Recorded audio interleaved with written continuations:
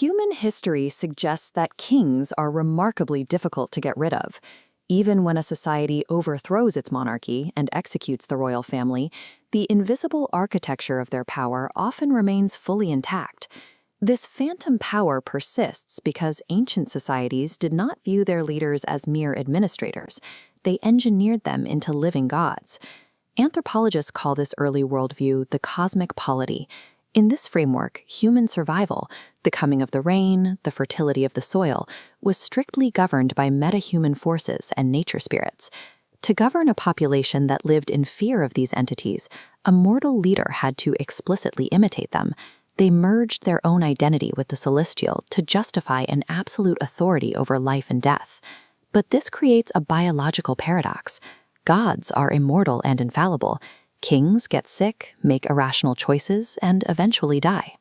Solving this required a radical form of political technology, an illusion that could separate the failing human body from the eternal stability of the state. Medieval and Tudor lawyers in England addressed this by developing a genius, crypto-theological workaround for royal mortality. They legally split the monarch into two entities. First, the body natural, the physical, fragile human being. Then the body politic, an invisible, immortal entity. When the physical king died, this mystical body migrated to the air, creating the rule, the king never dies. This duality forced a mortal human being to physically bear the weight of an immortal abstraction. The result was a constant, bitter struggle for control. Kings used their divine status to claim arbitrary power, while the public used sacred taboos and rituals to isolate and restrict a monarch's actual freedom. The two bodies fiction successfully gave birth to the concept of the permanent state, but it trapped actual rulers in a space between a man and a legal ghost. When the local political reality became too chaotic to sustain these legal hacks, societies looked beyond their own borders to find the ideal. During the political turmoil of the 12th century, Europe's imagination conjured the myth of Prester John. He was a projection of everything they lacked, a wealthy, invincible king reigning in the East. These uncharted maps became a mental refuge from failing monarchies.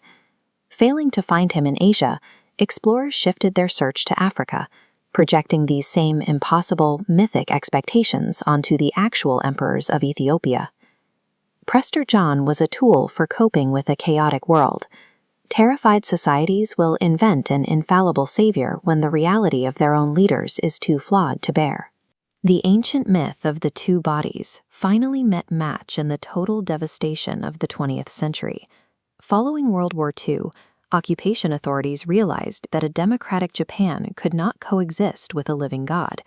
To change the government, they had to systematically dismantle the body politic of Emperor Hirohito. The arrival of a secular military force punctured centuries of sacred isolation.